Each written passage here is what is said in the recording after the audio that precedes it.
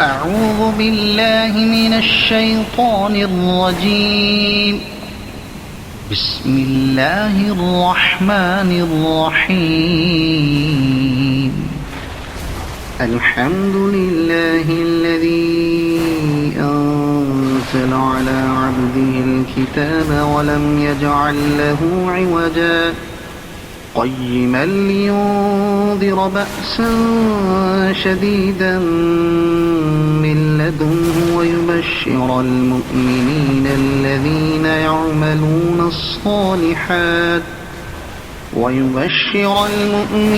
الذين يعملون الصالحات أن لهم أجرا حسنا ماكثين فيه أبدا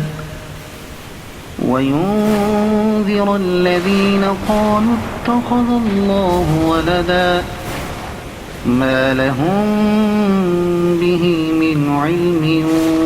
ولا لآبائهم كبرت كلمة تخرج من أفواههم إن يقولون إلا كذبا فلعلك باقع نفسك على آثارهم إن لم يؤمنوا بهذا الحديث أسفا إنا جعلنا ما على الأرض زينة لها لنبلوهم أيهم أحسن عملا وإنا لجاعلون ما عليها صعيدا جرزا أم حسبت أن أصحاب الكهف والرقيم كانوا من آياتنا عجبا إذ أوى الفتية إلى الكهف فقالوا ربنا آتنا من لدنك رحمة وهيئ لنا من أمرنا رشدا فضربنا على آذانهم في الكهف سنين عددا ثم بعثناهم لنعلم أي الحزبين أحصى لما لبثوا أمدا نحن نقص عليك نبأهم بالحق إنهم فتية آمنوا بربهم وزدناهم هدى وربطنا على قلوبهم إذ قاموا فقالوا ربنا رب السماوات والأرض لن ندعو من دونه إلها لقد قلنا إذا شططا هؤلاء قومنا اتخذوا من دونه آلهة لولا يأتون عليهم بسلطان بين فمن أظلم ممن افترى على الله كذبا وإذ اعتزلتموهم وما يعبدون إلا الله فأووا إلى الكهف ينشر لكم ربكم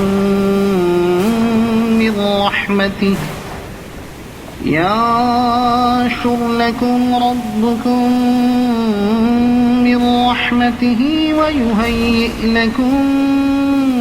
من أمركم مرفقا وترى الشمس إذا طلعت تزاور عن كهفهم ذات اليمين وإذا غربت تقرضهم ذات الشمال وهم في فجوة منه ذلك من آيات الله من يهد الله فهو المهتد ومن يضلل فلن تجد له وليا مرشدا وتحسبهم أيقاظا وهم ركود نقلبهم ذات اليمين وذات الشمال وكلبهم باسط ذراعيه بالوصيد لو اطلعت عليهم لوليت منهم فرارا ولملئت منهم رعبا وكذلك بعثناهم ليتساءلوا بينهم قال قائل منهم كم لبثتم قالوا لبثنا يوما أو بعض يوم قالوا ربكم أعلم بما لبثتم فابعثوا أحدكم بورقكم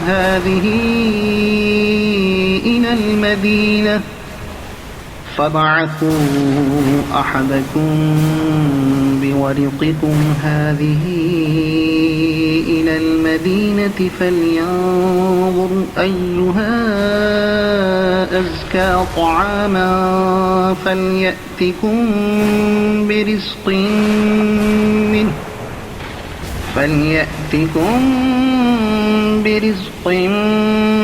منه وليتلطف ولا يشعرن بكم أحدا إنهم إن يظهروا عليكم يرجموكم أو يعيدوكم في ملتهم ولن تفلحوا إذا أبدا وكذلك أعثرنا عليهم ليعلموا أن وعد الله حق وأن الساعة لا ريب فيها إذ يتنازعون بينهم أمرهم فقالوا ابنوا عليهم بنيانا ربهم أعلم بهم قال الذين غلبوا على أمرهم لنتخذن عليهم مسجدا سيقولون ثلاثة رابعهم كلبهم ويقولون خمسة سادسهم كلبهم رجما بالغيب ويقولون سبعة وثامنهم كلبهم قل ربي أعلم بعدتهم ما يعلمهم إلا قليل فلا تمار فيهم إلا مراء ظاهرا ولا تستفت فيهم منهم أحدا ولا تقولن لشيء إني فاعل ذلك غدا إلا أن يشاء الله واذكر ربك إذا نسيت وقل عسى أن يهديني ربي لأقرب من هذا رشدا ولبثوا في كهفهم 300 سنين وازدادوا 9 قل الله أعلم بما لبثوا له غيب السماوات والأرض أبصر به وأسمع ما لهم من دونه من ولي ولا يشرك في حكمه أحدا واتل ما أوحي إليك من كتاب ربك لا مبدل لكلماته ولن تجد من دونه ملتحدا واصبر نفسك مع الذين يدعون ربهم بالغداة والعشي يريدون وجهه ولا تعد عيناك عنهم تريد زينة الحياة الدنيا ولا تطع من أغفلنا قلبه عن ذكرنا واتبع هواه وكان أمره فرطا وقل الحق من ربكم فمن شاء فليؤمن ومن شاء فليكفر إنا أعتدنا للظالمين نارا أحاط بهم سرادقها وإن يستغيثوا يغاثوا بماء كالمهل يشوي الوجوه بئس الشراب وساءت مرتفقا إن الذين آمنوا وعملوا الصالحات إنا لا نضيع أجر من أحسن عملا أولئك لهم جنات عدن تجري من تحتهم الأنهار يحلون فيها من أساور من ذهب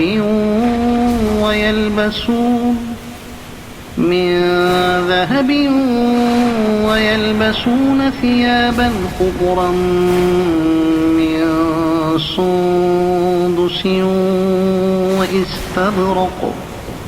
من سندس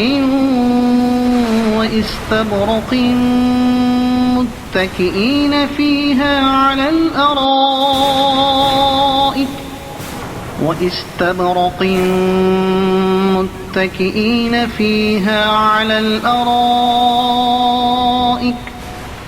نعم الثواب وحسنت مرتفقا واضرب لهم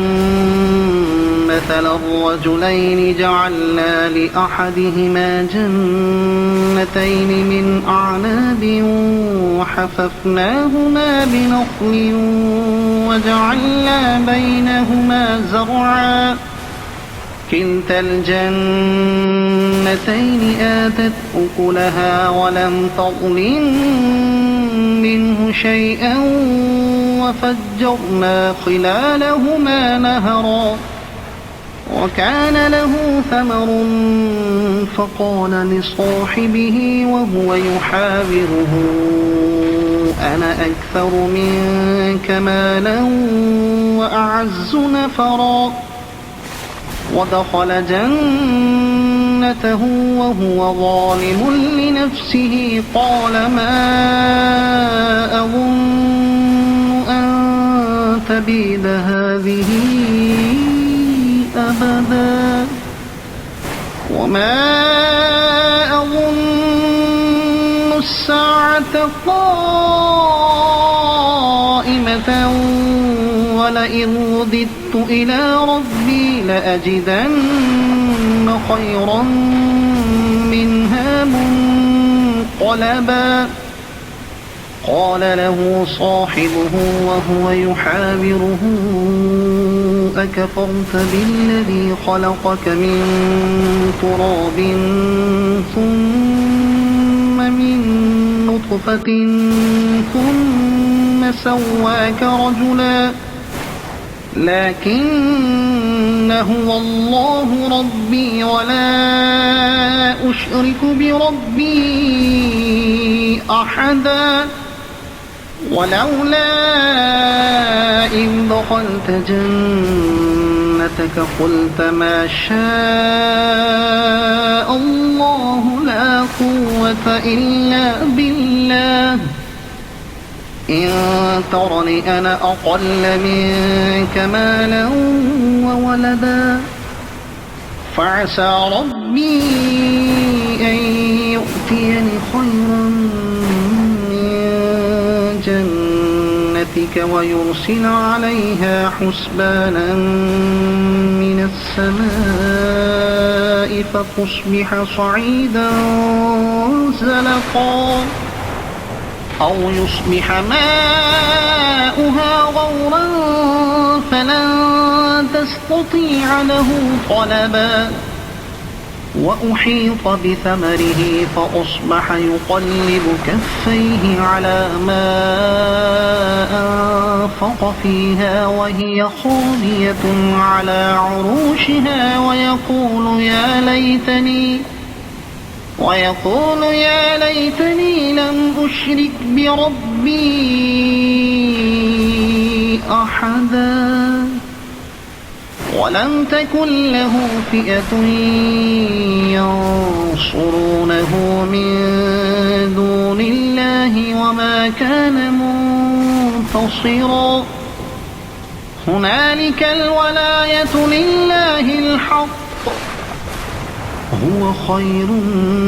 ثوابا وخير عقبا واضرب لهم مثل الحياة الدنيا كماء أنزلناه من السماء فاختلط به نبات الأرض فأصبح هشيما تذروه الرياح وكان الله على كل شيء مقتدرا المال والبنون زينة الحياة الدنيا والباقيات الصالحات خير عند ربك ثوابا وخير أملا ويوم نسير الجبال وترى الأرض بارزة وحشرناهم فلم نغادر منهم أحدا وعرضوا على ربك صفا لقد جئتمونا كما خلقناكم أول مرة بل زعمتم أن لن نجعل لكم موعدا ووضع الكتاب فترى المجرمين مشفقين مما فيه ويقولون يا ويلتنا ما لهذا الكتاب لا يغادر صغيرة ولا كبيرة إلا أحصاها ووجدوا ما عملوا حاضرا ولا يظلم ربك أحدا وإذ قلنا للملائكة اسجدوا لآدم فسجدوا إلا إبليس كان من الجن ففسق عن أمر ربه أفتتخذونه وذريته أولياء من دوني وهم لكم عدو بئس للظالمين بدلا ما أشهدتهم خلق السماوات والأرض ولا خلق أنفسهم وما كنت متخذ المضلين عضدا ويوم يقول نادوا شركائي الذين زعمتم فدعوهم فلم يستجيبوا لهم وجعلنا بينهم موبقا ورأى المجرمون النار فظنوا أنهم واقعوها ولم يجدوا عنها مصرفا ولقد صرفنا في هذا القرآن للناس من كل مثل وكان الإنسان أكثر شيء جدلا وما منع الناس أن يؤمنوا إذ جاءهم الهدى ويستغفروا ربهم إلا أن تأتيهم سنة الأولين إلا أن تأتيهم سنة الأولين أو يأتيهم العذاب قبلا وما نرسل المرسلين إلا مبشرين ومنذرين ويجادل الذين كفروا بالباطل ليدحضوا به الحق واتخذوا آياتي وما أنذروا هزوا ومن أظلم ممن ذكر بآيات ربه فأعرض عنها ونسي ما قدمت يداه إنا جعلنا على قلوبهم أكنة أن يفقهوه وفي آذانهم وقرا وإن تدعهم إلى الهدى فلن يهتدوا إذا أبدا وربك الغفور ذو الرحمة لو يؤاخذهم بما كسبوا لعجل لهم العذاب بل لهم موعد لن يجدوا من دونه موئلا وتلك القرى أهلكناهم لما ظلموا وجعلنا لمهلكهم موعدا وإذ قال موسى لفتاه لا أبرح حتى أبلغ مجمع البحرين أو أمضي حقبا فلما بلغا مجمع بينهما نسيا حوتهما فاتخذ سبيله في البحر سربا فلما جاوزا قال لفتاه آتنا غداءنا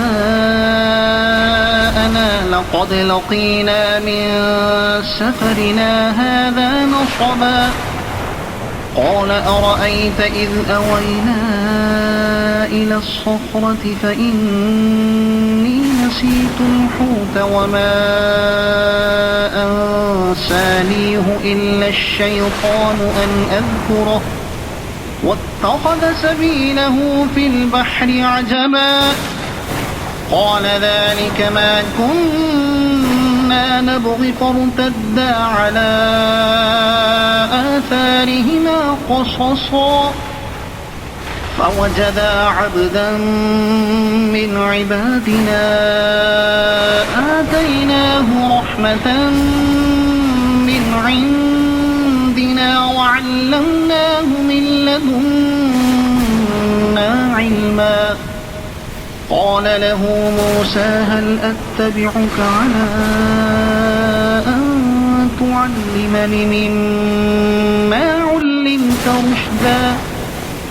قال إنك لن تستطيع معي صبرا وكيف تصبر على ما لم تحط به خبرا قال ستجدني إن شاء الله صابرا ولا أعصي لك أمرا قال فإن اتبعتني فلا تسألني عن شيء حتى أحدث لك منه ذكرا فانطلقا حتى إذا ركبا في السفينة خرقها قال أخرقتها لتغرق أهلها لقد جئت شيئا إمرا قال ألم أقل إنك لن تستطيع معي صبرا قال لا تؤاخذني بما نسيت ولا ترهقني من أمري عسرا فانطلقا حتى إذا لقيا غلاما فقتله قال أقتلت نفسا زكية بغير نفس لقد جئت شيئا نكرا قال ألم أقل لك إنك لن تستطيع معي صبرا قال إن سألتك عن شيء بعدها فلا تصاحبني قد بلغت من لدني عذرا فانطلقا حتى إذا أتيا أهل قرية استطعما أهلها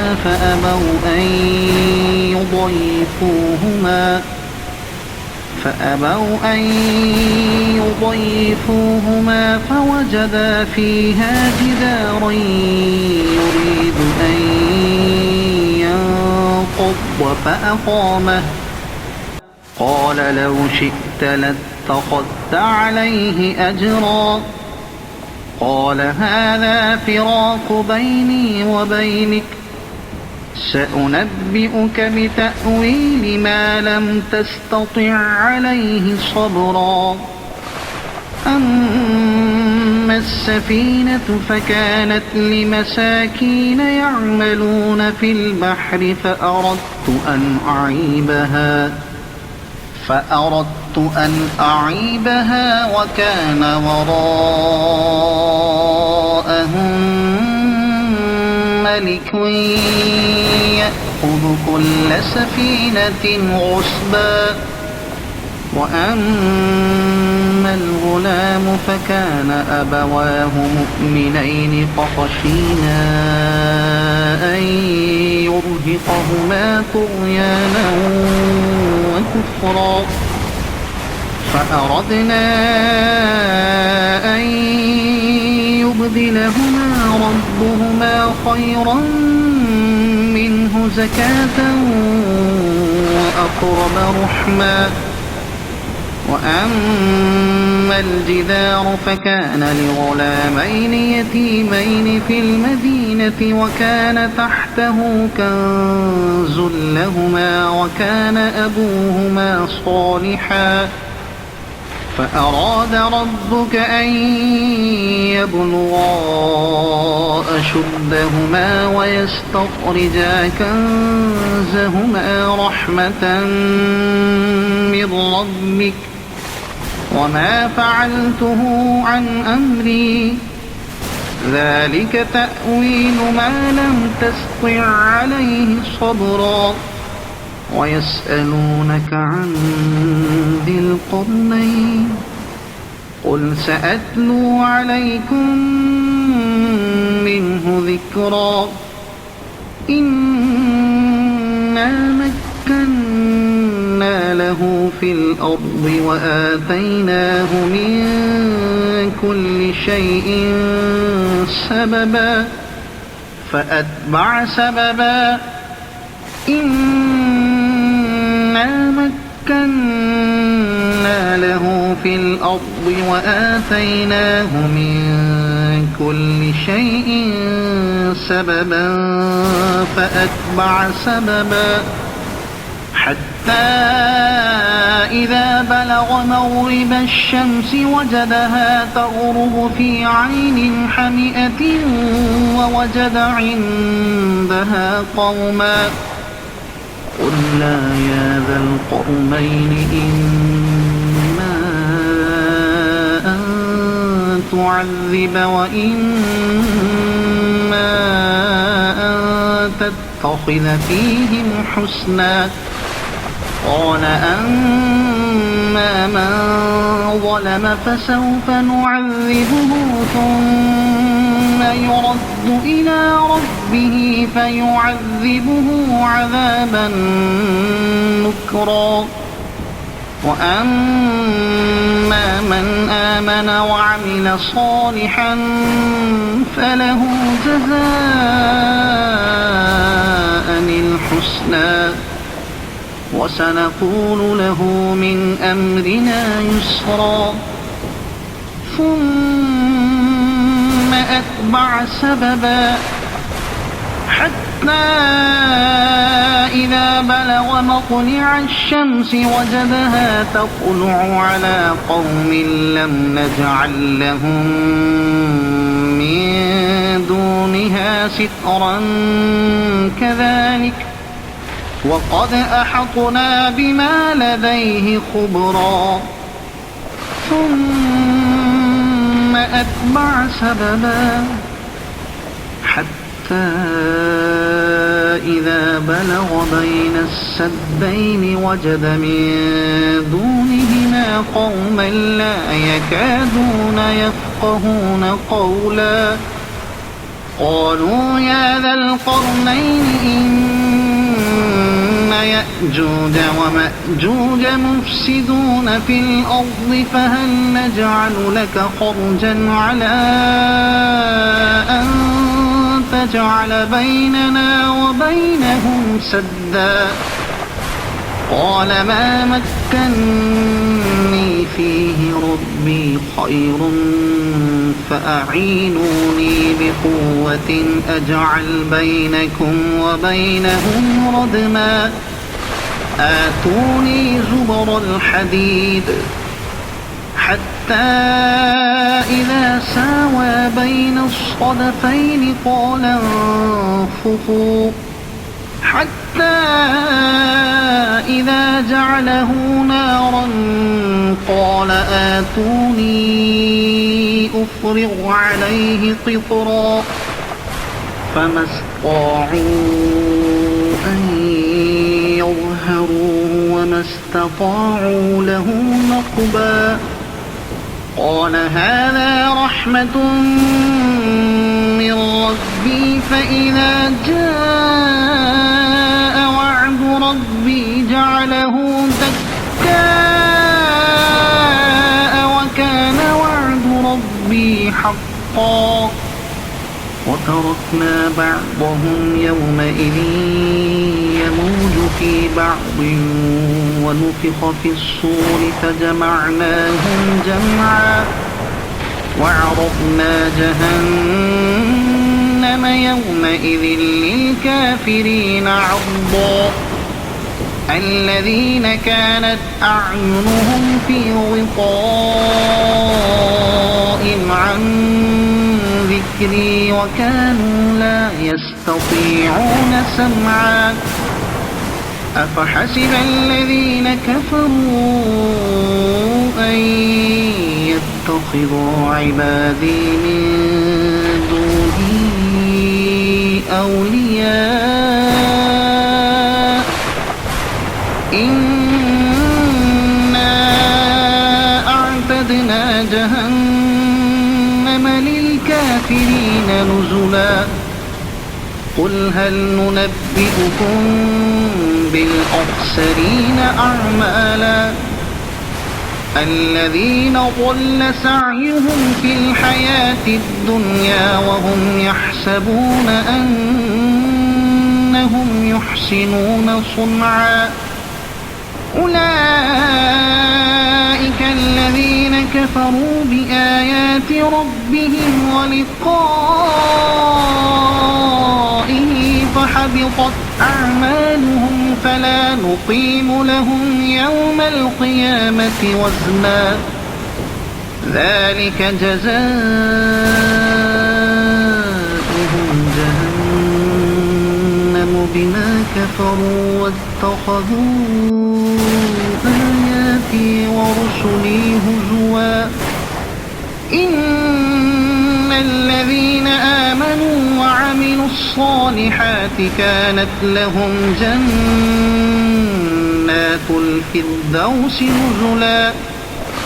خالدين فيها لا يبغون عنها حولا قل لو كان البحر مدادا لكلمات ربي لنفد البحر قبل أن تنفد كلمات ربي ولو جئنا بمثله مددا قل إنما أنا بشر مثلكم يوحى إلي أنما إله واحد فمن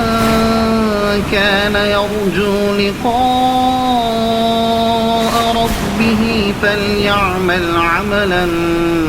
صالحا ولا يشرك بعبادة ربه أحدا. صدق الله العظيم.